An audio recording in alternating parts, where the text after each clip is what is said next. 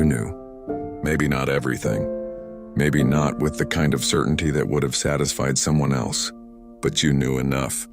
You felt it in the way certain conversations left you emptier than they found you. In the way your body braced before certain interactions, before your mind had even decided what to think about them. You knew. And you stayed anyway. This is not about judgment. This is about understanding why that happens. And why staying in those moments made complete sense even when it didn't. Most people assume that staying after you know is a sign of weakness. That if you really knew, if you were really paying attention, you would have left. But that assumption misunderstands something important about how human beings work. Knowing something and being able to act on it are two entirely different skills. And for most people, especially people who have learned to prioritize connection over comfort, belonging over truth, the gap between knowing and leaving can stretch for years. Not because they were foolish, because they were human, and because staying answered a need that leaving couldn't. Knowing didn't arrive as a clear message. It didn't come with a timestamp, or a certainty you could point to and say, "This is the moment I knew." It came as unease, as a heaviness that arrived in certain moments and lifted in others, as a pattern you could see when you looked at things honestly, and that disappeared again. When you looked for reasons, it wasn't as bad as it felt. And the knowing was interrupted by good days, by moments of warmth that made you think, maybe I was wrong. Maybe this is what it looks like. Maybe I'm asking for too much. And by fear, by the very clear awareness that acting on what you knew would cost something, would change something, would require you to become the person who left, and you were not sure you were ready to be that person. The reasons you stayed were not delusions. They were real. You stayed because you had built something. A life, a history, a version of yourself that existed inside this relationship.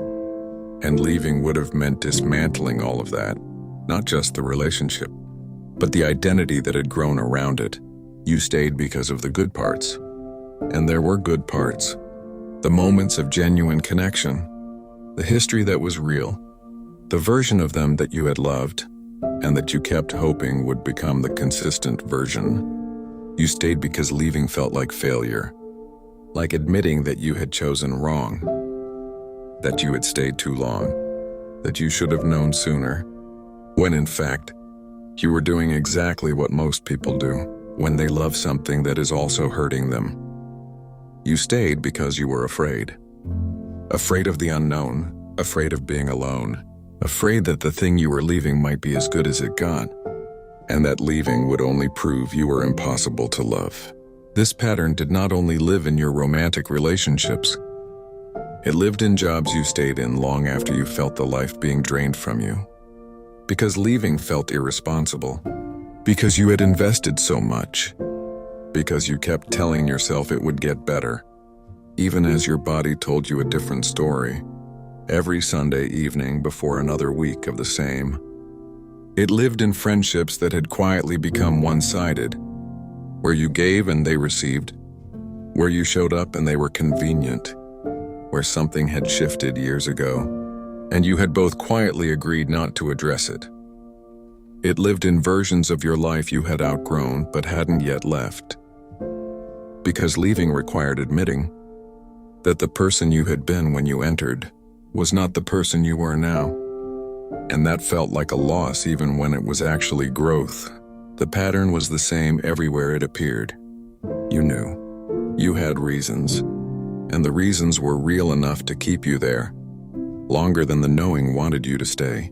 Every time you stayed after you knew, something accumulated, not dramatically, not in a way you could point to and say, this is the exact cost, but slowly, a little more distance from your own instincts, a little less trust in the part of you that had been trying to tell you something, a growing sense that your knowing was negotiable, that it could be explained away, waited out, outlasted by patience and hope, and the right kind of reasoning. And perhaps most quietly, a belief that began to form beneath the surface, that if you really deserved better, you would have found it by now. That staying was not just a choice you were making, but evidence of something about your worth. I want to say something before we go further.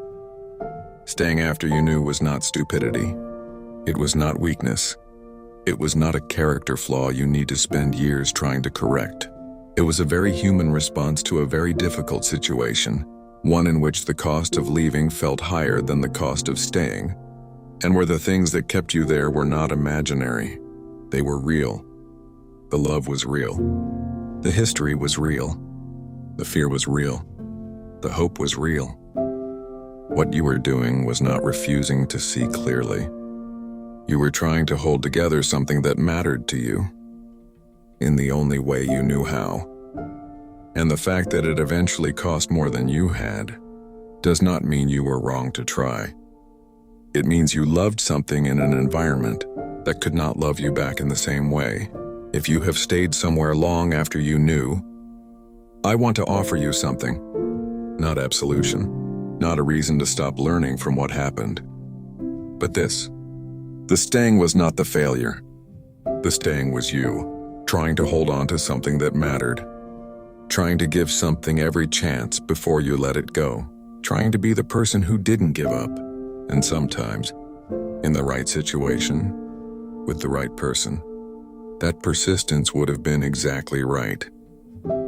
You were not wrong to try. You were just trying in a place that couldn't hold what you were offering. The knowing was never the problem. The knowing was trying to protect you. It still is.